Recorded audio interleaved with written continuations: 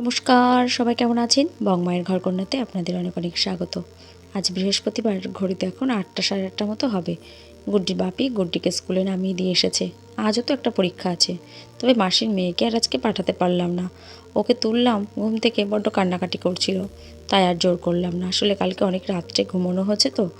আমারটাকে পাঠালাম, সবাই বকাবকি করছিল আমাকে, তবুও পাঠালাম। আর দেখুন, মাসি এখন থেকেই কান্নাকাটি শুরু করেছে। সবাই রেডি হয়ে এখন অপেক্ষা করছি লজে যাওয়ার জন্য। লজে গিয়ে এখন বাসি বিয়ে শুরু হবে। বরকনেকে বাড়ি থেকেই রেডি করিয়ে নিয়ে এসেছি। চলে এসেছি লজে। বলেছিলাম আপনাদের আজকে বাইরেটা ঘুরে দেখাবো। এই দেখুন, এই পুরোটা রাস্তা, এই যে এটা হলো লজ। এখানে কালকে বিয়ে হয়েছে দোতলাটাই। 3তলা লজ, দোতলাটায় আমরা ভাড়া নিয়েছিলাম। আর এই যে বিরাট বড় ভেতরে বাগানটা, ওই যে যে বিল্ডিংটা দেখছেন, ওখানে খাওয়া দাওয়ার ব্যবস্থা ছিল, খাওয়া দাওয়া হয়েছে ওখানে। আর এই যে সরু যে গলিটা, ওটা দিয়ে মেন রাস্তা পর্যন্ত যেতে হবে। আর এদিকে স্টলগুলো বসেছিল সব। প্রচণ্ড বড় জায়গা, কত বড় বড় গাছ। ওই যে বরকনের গাড়ি ঢুকে গেছে, এবার বিয়ে শুরু হবে। রুমের চাবি আমরা ভুল করে বাড়িতে ফেলে এসেছি, ওই জন্য আবার সবাই একটু বাইরেই অপেক্ষা করছি। প্রচুর রকমের গাছ লাগানো এখানে। দেখুন, আবার পেঁপে গাছ লাগিয়েছে লাইন দিয়ে, নারকেল, সুপুরি গাছ, এগুলো আবার ছোট ছোট রজনীগন্ধার চারা দেখছি। রজনীগন্ধার গাছ আমিও একটা বাড়িতে লাগিয়েছি টবের ভেতরে, তবে এখনো ফুল ফোটেনি। আর ওই যে দূরে, ওগুলো ফুলকপি কিংবা বাঁধাকপি কিছু একটা হবে। গত বছর এক জায়গায় পিকনিকে গেছিলাম, সেখানে চারিদিকে শুধু রজনীগন্ধার চাষ। তা সেখান থেকে আবার দুটো গাছ তুলে এনেছিলাম, তার বাড়িতে টবে পুঁতে দিয়েছি। বোধহয় একটু বেশি শীত পড়লে ফুল ফুটবে। আবার এদিকেও দেখুন কত ফুলের চারা, ডালিয়া, গাঁদা, কত রকমের গাছ। কি সব তো আমি চিনি না, গুড্ডির বাপি লাগাই দেখে বেশ কিছু গাছের নাম জেনেছি। এই যে এখানে আবার 2-4টে ফুল ফুটে আছে। এই গাছ তো গুড্ডির বাপিও লাগিয়েছে বাড়িতে। 2 বছর আগে আমার বোনের বিয়ে হয়েছিল যে লজটাই আমাদের বাড়ির কাছে, এই লজটা অনেকটা সেই রকম। এই দেখুন, এটাও একটা নতুন বিল্ডিং, এটাও বোধহয় কিছুর জন্য ব্যবহার করবে। এখনও শুরু হয়নি ব্যবহার, কেবলই নতুন রং টং হয়েছে, এখনও কাজ চলছে দেখছি। আর এদিকে পুকুরটা আছে শুনে তাই আবার দেখতে এলাম। কি সুন্দর একটা পুকুর দেখুন। আমার বোনের বিয়েতে গিয়ে আমার মামা মাসিদের ওই জায়গাটা বেশ ভালো লেগেছিল, কটেজটা। এরকম আম বাগান, প্রচুর গাছপালা ছিল, পুরো খোলামেলা। এই জায়গাটা অনেকটা একই রকম, কত আম গাছ, পুকুরের মধ্যে আম গাছগুলো ঝুলে ঝুলে পড়েছে। সুপুরি গাছ, এটা কি গাছ নাম জানি না আমি, কি জানি। আবার ওইদিকে বিয়ে শুরু হয়ে গেল কিনা, তাড়াতাড়ি গিয়ে দেখতে হবে। পুকুরটা খুব একটা বেশি বড় না, ছোটোর মধ্যেই। এই পাশে আবার একটা বেল গাছ রয়েছে, গাছে বেলও হয়ে আছে। পুরোটা পুকুরের মধ্যে পড়েছে। পুকুরের ওপারটা একবার দেখুন, ও পুকুরের ওপারে যে গাছগুলো যতটা উপরে উঁচু, ঠিক ততটাই নিচের দিকে পুকুরের মধ্যে ছায়াটা পড়েছে। কি সুন্দর লাগছে না দেখতে। এটি আমাদের সবার বড় দাদা, আমার বড় মাসির ছেলে। ওই দেখুন গাছটায় কত বেল হয়ে আছে। এবার গিয়ে দেখি কি হচ্ছে ওই দিকটায়। বরের বাড়ি থেকে বলেছে বাসি বিয়ের সাজ তাদের বাড়ির লোকেরাই সাজাবে। তাই এটি হলো ছেলের মাসি, সেই বোনকে নিজে হাতে পুরোটা সাজালো, শাড়ি পরালো, পুরোটা সাজিয়ে গুছিয়ে দিল। আর দূরে যিনি বসে আছেন, ওটি হলো ছেলের মামি। এখানে বসে আছি, মেয়েটার জন্য ভারী চিন্তা হচ্ছে। ফোন করেছিলাম একবার, তা ওর বাপি বলল ছুটি করিয়ে বাড়ি নিয়ে এসেছে, রেডি করিয়ে নিয়ে আসবে এখানে। এই যে এটা হলো আমার আজকের সাজ। কালকে সাজটা আপনাদের দেখাতে একদম ভুলে গেছি। আজ এখানে আমাদের বাড়ি থেকে বড়রা, মা মাসিরা কেউই আসেনি, আমরা দিদিগুলো কটা এসেছি। আবার ছেলের বাড়ি থেকেও কয়েকজন বসে আছে। বাসি বিয়ের সময় একদমই লোকজন থাকে না কাছে। লজ দেখুন পুরোটাই ফাঁকা। আমার বিয়ের সময় তাই হয়েছিল। সামনে তাকিয়ে দেখি আমার বাড়ির লোকজন আমার কাছে কেউ নেই, শুধুমাত্র ছেলের বাড়ির লোকজন। কান্না পেলেও তখন ভয়ে কাঁদতে পারিনি, জানেন সে কী অবস্থা। এই যে এবার সিঁদুর দান হবে, তাহলেই বিয়ে শেষ। এখন মুখখানা দেখুন, আর কয়েক মিনিটের মধ্যেই মুখখানা পুরো পাল্টে যাবে। এক গোত্র থেকে আর এক গোত্র হয়ে যাবে। কাঁধে কত দায়িত্ব, নিজের পরিবার তো আছেই, সাথে আর একটা পরিবারও এখন যোগ হলো। দুটো পরিবারের ভালো মন্দের দায়িত্ব নিজের কাঁধে নিতে হয়।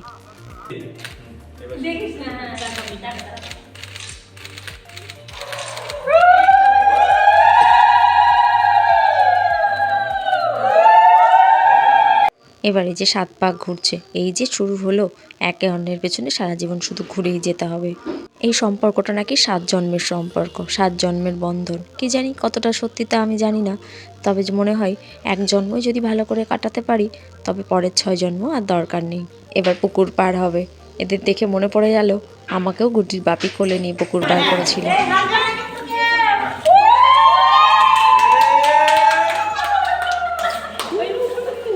এই যে ওদের বিয়ে সম্পন্ন হলো, এবার সমস্ত গুরুজনদের সবাইকে প্রণাম করবে।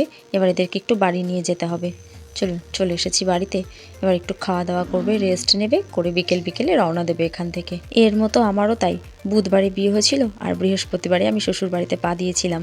এদিকে আবার ভাই বোনেরা মিলে এখন ঘর ধরেছে, জামাইবাবুর কাছ থেকে টাকা আদায় করেই ছাড়বে এরা। আমাকেও নিচ্ছিল দলে, তা আমি বললাম আমি দিদি হই, আমি এসবের মধ্যে নিই, এগুলো ছোটদেরকেই করতে হয়।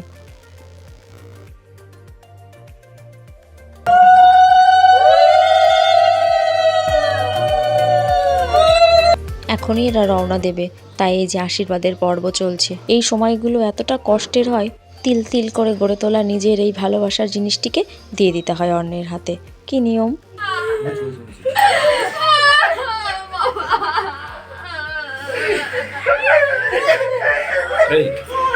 আমরা সবাই মিলে এসেছি এখন ওদের এগিয়ে দিতে। রাস্তায় গাড়ি দাঁড়িয়ে সত্যিই ভীষণ খারাপ লাগছে। ছোট থেকে একসাথে থেকেছি, খেলাধুলো, গল্পগুজব, খাওয়া, ঘুম সব একসাথে করেছি। এখন হয়তো আমারও মাসির বাড়িতে একটু কম আসা হবে। আমাদের ভাই বোনদের বিয়ে প্রায় শেষ। এখন কাছাকাছি 2-5 বছরের মধ্যে আর কোনো বিয়ে নেই বললেই চলে। পরপর সব আমরা বোনগুলো ছিলাম, সবারই 2-1 বছর পর পর সব বোনগুলোর বিয়ে হয়ে গেল। তাই মনের ভেতরটাও না বড্ড ফাঁকা ফাঁকা লাগছে। বিয়ে চলে যাবার পর সন্ধ্যাবেলায় সবাই ছেলের বাড়ি থেকে পাঠানো তত্ত্বগুলো নিয়ে বসেছে। যার যার তত্ত্ব তার হাতে হাতে দিয়ে দেওয়া হচ্ছে। সবাই মিলে একটু বসে চা খাওয়া, গল্পগুজব, আড্ডা এসব চলছে।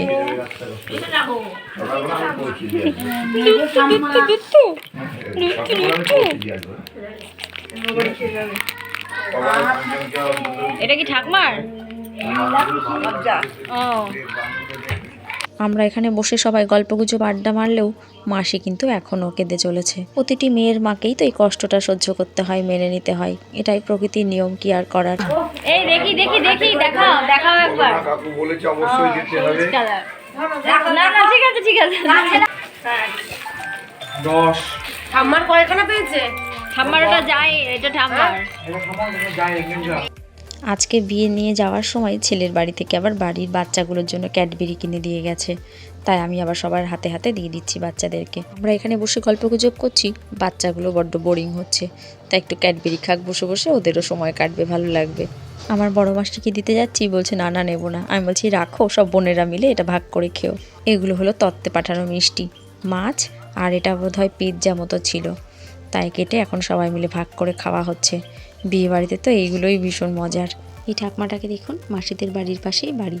এই ঠাকমাদের বাড়িতে আবার ব্যাগের কারখানা, ব্যাগ তৈরি হয়, তাই বিয়ে বাড়িতে সব বাচ্চাদের জন্য একটা করে ব্যাগ নিয়ে এসেছে, ছোটো ছোটো বাজার করার। কি সুন্দর! মাসির বাড়িতে যখন আগে আসতাম আমি, তখন আমাকেও এরকম ব্যাগ দিত। এবার আমার মেয়ের জন্য, দিদির মেয়ের জন্য সবাইকে একটা করে বাচ্চাদের ব্যাগ দিয়েছে। বিয়ে বাড়িতে এসে আবার কি সুন্দর সবাই গিফটও পেয়ে যাচ্ছি। ঘড়িতে এখন রাত 11টা মতো বাজে। আজকের মেনুতে আছে ভাত, ডাল, চিপস আর ডিমের কারি। চলুন তাহলে ভিডিওটা আজ এখানে শেষ করি। সবাই ভালো থাকবেন, সাবধানে থাকবেন। ভিডিওটি ভালো লাগলে একটি লাইক করবেন, আর কেমন লাগলো সেটি আমাকে কমেন্ট করে জানাবেন। নমস্কার, দেখা হবে খুব তাড়াতাড়ি পরের একটি ব্লগে।